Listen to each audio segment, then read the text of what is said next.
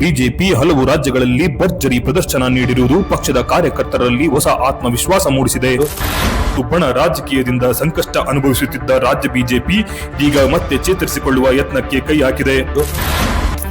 ರಾಜ್ಯದ ಮೂಲೆ ಮೂಲೆಗಳಿಂದ ಲಕ್ಷಾಂತರ ಕಾರ್ಯಕರ್ತರು, ಅಭಿಮಾನಿಗಳು ಮತ್ತು ಬಿಜೆಪಿ ಬೆಂಬಲಿಗರು ಚಿತ್ರದುರ್ಗದತ್ತ ಹರಿದು ಬಂದಿದ್ದರು. ಈ ಸಮಾವೇಶದ ಹಿಂದೆ ರಾಜಕೀಯ ಉದ್ದೇಶ ಇಲ್ಲ ಎಂದು ಹೇಳಲು ಸಾಧ್ಯವೇ ಇಲ್ಲ.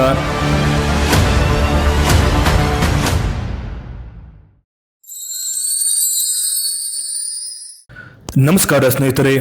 ಇತ್ತೀಚೆಗೆ ನಡೆದ ಪಂಚರಾಜ್ಯ ವಿಧಾನಸಭೆ ಚುನಾವಣೆಯ ಫಲಿತಾಂಶಗಳು ದೇಶದ ರಾಜಕೀಯ ವಲಯದಲ್ಲಿ ದೊಡ್ಡ ಮಟ್ಟದ ಚರ್ಚೆಗೆ ಕಾರಣವಾಗಿವೆ. ಅದರಲ್ಲೂ ಭಾರತೀಯ ಜನತಾ ಪಕ್ಷ ಅಂದರೆ ಬಿಜೆಪಿ ಹಲವು ರಾಜ್ಯಗಳಲ್ಲಿ ಭರ್ಜರಿ ಪ್ರದರ್ಶನ ನೀಡಿರುವುದು ಪಕ್ಷದ ಕಾರ್ಯಕರ್ತರಲ್ಲಿ ಹೊಸ ಆತ್ಮವಿಶ್ವಾಸ ಮೂಡಿಸಿದೆ.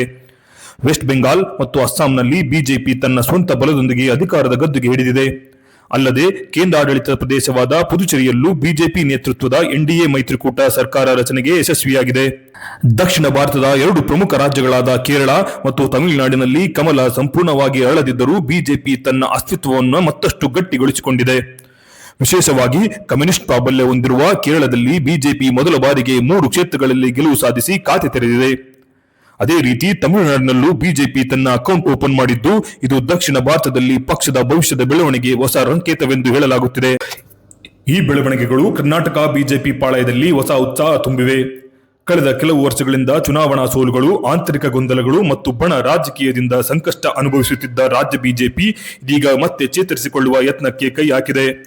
2028ರ ವಿಧಾನಸಭೆ ಚುನಾವಣೆಯಲ್ಲಿ ಮತ್ತೆ ಅಧಿಕಾರದ ಗದ್ದುಗೆ ಹಿಡಿಯುವ ಗುರಿಯೊಂದಿಗೆ ಪಕ್ಷದ ನಾಯಕರು ದೊಡ್ಡ ಮಟ್ಟದ ಕಾರ್ಯತಂತ್ರ ರೂಪಿಸುತ್ತಿದ್ದಾರೆ. ಅದರ ಮೊದಲನೇ ಹೆಜ್ಜೆಯಾಗಿ ನಡೆದದ್ದೇ ಚಿತ್ರದುರ್ಗದ ಬೃಹತ್ ಬಿಎಸ್ವೈ ಅಭಿಮಾನೋತ್ಸವ ಸಮಾವೇಶ.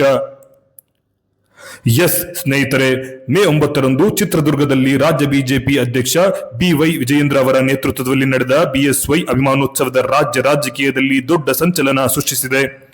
ಮಾಜಿ ಮುಖ್ಯಮಂತ್ರಿ ಬಿಎಸ್ ಯಡಿಯೂರಪ್ಪ ಅವರ ರಾಜಕೀಯ ಕ್ಷೇತ್ರದಲ್ಲಿ 50 ವರ್ಷ ಪೂರೈಸಿದ ಹಿನ್ನೆಲೆ ಈ ಕಾರ್ಯಕ್ರಮವನ್ನು ಆಯೋಜಿಸಲಾಗಿತ್ತು. ಆದರೆ ಇದು ಕೇವಲ ಅಭಿನಂದನಾ ಸಮಾರಂಭ ಮಾತ್ರವಾಗಿರಲಿಲ್ಲ, ಬಿಜೆಪಿಯ ಶಕ್ತಿ ಪ್ರದರ್ಶನವೂ ಆಗಿತ್ತು. ರಾಜ್ಯದ ಮೂಲೆ ಮೂಲೆಗಳಿಂದ ಲಕ್ಷಾಂತರ ಕಾರ್ಯಕರ್ತರು, ಅಭಿಮಾನಿಗಳು ಮತ್ತು ಬಿಜೆಪಿ ಬೆಂಬಲಿಗರು ಚಿತ್ರದುರ್ಗದತ್ತ ಹರಿದು ಬಂದಿದ್ದರು. ಅಂದಾಜು 5 ಲಕ್ಷಕ್ಕೂ ಹೆಚ್ಚು ಜನ ಭಾಗವಹಿಸಿದ್ದರು ಎಂದು ಬಿಜೆಪಿ ನಾಯಕರು ಹೇಳುತ್ತಿದ್ದಾರೆ. ವೇದಿಕೆಯ ಮೇಲೆ ಹಲವು ಮಠಾಧೀಶರು, ಹಿರಿಯ ನಾಯಕರು ಮತ್ತು ರಾಷ್ಟ್ರೀಯ ಮಟ್ಟದ ಗಣ್ಯರು ಹಾಜರಿದ್ದರು. ಕಾರ್ಯಕ್ರಮದ ಮುಖ್ಯ ಆಕರ್ಷಣೆಯಾಗಿದ್ದು ಕೇಂದ್ರ ಗೃಹ ಸಚಿವ ಅಮಿತ್ ಶಾ ವೇದಿಕೆಗೆ ಆಗಮಿಸುತ್ತಿದ್ದಂತೆಯೇ ಕಾರ್ಯಕರ್ತರು ಘೋಷಣೆ ಕೂಗಿದ ರೀತಿ ಸಮಾವೇಶದ ಭವ್ಯತೆಯನ್ನು ಇನ್ನೂ ಹೆಚ್ಚಿಸಿತ್ತು. ಈ ಸಮಾವೇಶದ ಹಿಂದೆ ರಾಜಕೀಯ ಉದ್ದೇಶ ಇಲ್ಲ ಎಂದು ಹೇಳಲು ಸಾಧ್ಯವೇ ಇಲ್ಲ. ಏಕೆಂದರೆ ಕಳೆದ ವಿಧಾನಸಭೆ ಚುನಾವಣೆಯಲ್ಲಿ ಬಿಜೆಪಿ ಅನುಭವಿಸಿದ ಸೋಲು ಪಕ್ಷದ ಕಾರ್ಯಕರ್ತರನ್ನ ಮಾನಸಿಕವಾಗಿ ಕುಗ್ಗಿಸಿತ್ತು. ಉಪಚುನಾವಣೆಯಲ್ಲೂ ಕೂಡ ಸಾಲು ಸೋಲುಗಳು ಎದುರಾದವು. ಇದರ ಜೊತೆಗೆ ಪಕ್ಷದೊಳಗಿನ ಬಣ ರಾಜಕೀಯ, ನಾಯಕತ್ವದ ಗೊಂದಲ, ಕಾರ್ಯಕರ್ತರ ಅಸಮಾಧಾನ ಇವೆಲ್ಲವೂ ಬಿಜೆಪಿಗೆ ದೊಡ್ಡ ಹೊಡೆತ ನೀಡಿದ್ದವು. ಬಿಎಸ್ವೈ ಅಭಿಮಾನೋತ್ಸವದಲ್ಲಿ ಕಂಡ ಒಗ್ಗಟ್ಟು ಕಾರ್ಯಕರ್ತರಲ್ಲಿ ಹೊಸ ಹುಮ್ಮಸ್ಸು ಮೂಡಿಸಿದೆ. ಒಂದೇ ವೇದಿಕೆಯಲ್ಲಿ ಹಲವು ಬಣಗಳ ನಾಯಕರು ಕಾಣಿಸಿಕೊಂಡಿದ್ದು ಪಕ್ಷ ಇನ್ನೂ ಸಂಘಟಿತವಾಗಿದೆ ಎಂಬ ಸಂದೇಶ ನೀಡಲು ಸಹಾಯ ಮಾಡಿತು. ರಾಜ್ಯ ರಾಜಕೀಯದಲ್ಲಿ ಯಡಿಯೂರಪ್ಪ ಪ್ರಭಾವ ಇನ್ನೂ ಕಡಿಮೆಯಾಗಿಲ್ಲ ಅನ್ನೋದನ್ನು ಈ ಕಾರ್ಯಕ್ರಮ ತೋರಿಸಿಕೊಟ್ಟಿತ್ತು. ಇದೀಗ ಈ ಬೃಹತ್ ಸಮಾವೇಶವನ್ನು ಹಲವರು 2022ರಲ್ಲಿ ನಡೆದ ಸಿದ್ದರಾಮೋತ್ಸವ ಕಾರ್ಯಕ್ರಮಕ್ಕೆ ಹೋಲಿಕೆ ಮಾಡುತ್ತಿದ್ದಾರೆ. ಸಿದ್ದರಾಮಯ್ಯ ಅವರು 75 ವರ್ಷ ಪೂರೈಸಿದ ಹಿನ್ನೆಲೆಯಲ್ಲಿ ದಾವಣಗೆರೆಯಲ್ಲಿ ನಡೆದ ಸಿದ್ದರಾಮೋತ್ಸವ ಕಾರ್ಯಕ್ರಮ ಕಾಂಗ್ರೆಸ್ ಪಕ್ಷಕ್ಕೆ ಹೊಸ ಚೈತನ್ಯ ತುಂಬಿತ್ತು. ಆ ಕಾರ್ಯಕ್ರಮಕ್ಕೆ ರಾಜ್ಯದ ಮೂಲೆ ಮೂಲೆಗಳಿಂದ ಲಕ್ಷಾಂತರ ಜನ ಸೇರಿದ್ದರು. ರಾಹುಲ್ ಗಾಂಧಿ, ಮಲ್ಲಿಕಾರ್ಜುನ್ ಖರ್ಗೆ ಸೇರಿದಂತೆ ಕಾಂಗ್ರೆಸ್ಸಿನ ರಾಷ್ಟ್ರೀಯ ನಾಯಕರು ಭಾಗವಹಿಸಿದ್ದರು. ಡಿಕೆ ಶಿವಕುಮಾರ್ ಸೇರಿದಂತೆ ರಾಜ್ಯದ ಎಲ್ಲಾ ಪ್ರಮುಖ ನಾಯಕರು ಒಂದೇ ವೇದಿಕೆಯಲ್ಲಿ ಕಾಣಿಸಿಕೊಂಡಿದ್ದರು. ಆ ಸಮಯದಲ್ಲಿ ರಾಜಕೀಯ ವಿಶ್ಲೇಷಕರು ಸಿದ್ದರಾಮೋತ್ಸವವನ್ನ ಕೇವಲ ಜನ್ಮ ದಿನಾಚರಣೆ ಎಂದು ನೋಡಲಿಲ್ಲ.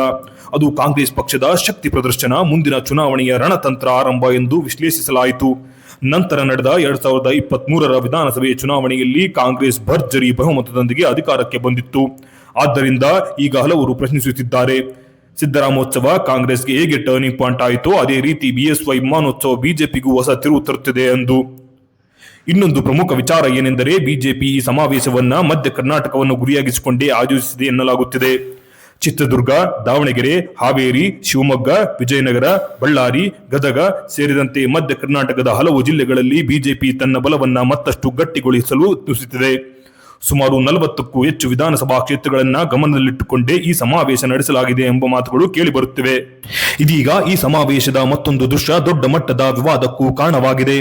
ಅದೇನೆಂದರೆ ಅಮಿತ್ ಶಾ ವೇದಿಕೆಗೆ ಆಗಮಿಸುತ್ತಿದ್ದಂತೆಯೇ ಬಿಎಸ್ ಯಡಿಯೂರಪ್ಪ ಅವರು ಮುಂದೆ ಬಾಗಿ ಗೌರವ ಸಲ್ಲಿಸಿದರು. ಅಮಿತ್ ಶಾ ಕೂಡ ತಲೆಬಾಗಿ ಪ್ರತಿ ಗೌರವ ಸೂಚಿಸಿದರು. ಅಲ್ಲಿಯವರೆಗೂ ಎಲ್ಲವೂ ಚೆನ್ನಾಗೇ ಇತ್ತು. ಆದರೆ ಕೆಲವೇ ಕ್ಷಣಗಳಲ್ಲಿ ಯಡಿಯೂರಪ್ಪ ಅವರು ಅಮಿತ್ ಶಾರ ಕಾಲಿಗೆ ಬೀಳಲು ಹೋಗಿದ್ರು ಎನ್ನುವ ದೃಶ್ಯ ಸಾಮಾಜಿಕ ಜಾಲತಾಣಗಳಲ್ಲಿ ವೈರಲ್ ಆಯಿತು. ಇದೇ ಈಗ ರಾಜಕೀಯ ಚರ್ಚೆಯ ಕೇಂದ್ರವಾಗಿದೆ. ವಿರೋಧ ಪಕ್ಷದ ನಾಯಕರು ಮತ್ತು ಕೆಲ ಕನ್ನಡ ಪರ ಸಂಘಟನೆಗಳು ಯಡಿಯೂರಪ್ಪರ ನಡೆಗೆ ತೀವ್ರ ಆಕ್ಷೇಪ ವ್ಯಕ್ತಪಡಿಸುತ್ತಿದ್ದಾರೆ. 85 ವರ್ಷದ ಹಿರಿಯ ನಾಯಕ, ಕರ್ನಾಟಕದ ಮಾಜಿ ಮುಖ್ಯಮಂತ್ರಿ, ತಮ್ಮದೇ ರಾಜಕೀಯ ಹೋರಾಟದಿಂದ ಬೆಳೆದ ವ್ಯಕ್ತಿ, ಅಂತಹವರು ತಮಗಿಂತ ತುಂಬಾ ಕಿರಿಯರಾದ ಅಮಿತ್ ಶಾರ ಕಾಲಿಗೆ ಬೀಳಲು ಹೋಗಿದ್ದು ಕನ್ನಡಿಗರ ಆತ್ಮಗೌರವಕ್ಕೆ ಧಕ್ಕೆ ಎಂಬ ಟೀಕೆಗಳು ಕೇಳಿಬರುತ್ತಿವೆ. ಕೆಲವರು ಮಗ ವಿಜಯೇಂದ್ರ ರಾಜಕೀಯ ಭವಿಷ್ಯಕ್ಕಾಗಿ ದಿಲ್ಲಿ ದೊರೆಗಳ ಮುಂದೆ ಯಡಿಯೂರಪ್ಪ ತಲೆಬಾಗುತ್ತಿದ್ದಾರೆ ಎಂದು ಟೀಕಿಸುತ್ತಿದ್ದಾರೆ. ಸಾಮಾಜಿಕ ಜಾಲತಾಣಗಳಲ್ಲಿ ವಿರೋಧಿಗಳು ಇದೇ ವಿಚಾರವನ್ನ ಅಸ್ತ್ರವಾಗಿಸಿಕೊಂಡು, ಆದರೆ ಮತ್ತೊಂದೆಡೆ ಬಿಜೆಪಿ ಕಾರ್ಯಕರ್ತರು ಮತ್ತು ಬಿಎಸ್ವೈ ಅಭಿಮಾನಿಗಳು ಇದನ್ನ ಸಂಪೂರ್ಣವಾಗಿ ತಳ್ಳಿ ಹಾಕುತ್ತಿದ್ದಾರೆ. ಯಡಿಯೂರಪ್ಪ ಕಾಲಿಗೆ ಬೀಳಲು ಹೋಗಿಲ್ಲ, ಅವರು ಕೇವಲ ದೇಶದ ಗೃಹ ಸಚಿವರಿಗೆ ಸಾಂಪ್ರದಾಯಬದ್ಧವಾಗಿ ಗೌರವ ಸಲ್ಲಿಸಿದ್ದಾರೆ ಅಷ್ಟೇ ಎಂದು ಸಮರ್ಥಿಸಿಕೊಳ್ಳುತ್ತಿದ್ದಾರೆ. ಒಟ್ಟಿನಲ್ಲಿ ಹೇಳೋದಾದರೆ ಬಿಎಸ್ವೈ ಅಭಿಮಾನೋತ್ಸವ ಕೇವಲ ಅಭಿನಂದನಾ ಕಾರ್ಯಕ್ರಮವಾಗಿರಲಿಲ್ಲ.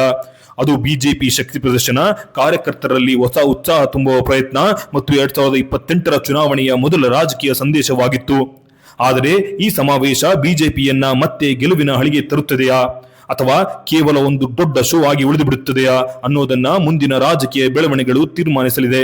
ಹಾಗಾದರೆ ಸ್ನೇಹಿತರೆ, ನಿಮಗೇನನ್ನಿಸುತ್ತೆ? ಬಿಎಸ್ವೈ ಅಭಿಮಾನೋತ್ಸವ ಬಿಜೆಪಿ ಪಾಲಿಗೆ ಹೊಸ ಟರ್ನಿಂಗ್ ಪಾಯಿಂಟ್ ಆಗುತ್ತದೆಯಾ? ಯಡಿಯೂರಪ್ಪ ನಡೆ ಸರಿಯಿತ್ತಾ ಅಥವಾ ತಪ್ಪಿತ್ತಾ ಅನ್ನುವ ನಿಮ್ಮ ಅಭಿಪ್ರಾಯವನ್ನ ಕಮೆಂಟ್ ಮೂಲಕ ತಪ್ಪದೆ ತಿಳಿಸಿ. ನಿಮಗೆ ಈ ವಿಡಿಯೋ ಇಷ್ಟವಾದಲ್ಲಿ ಲೈಕ್ ಮಾಡಿ, ಶೇರ್ ಮಾಡಿ, ಸಬ್ಸ್ಕ್ರೈಬ್ ಮಾಡೋದನ್ನ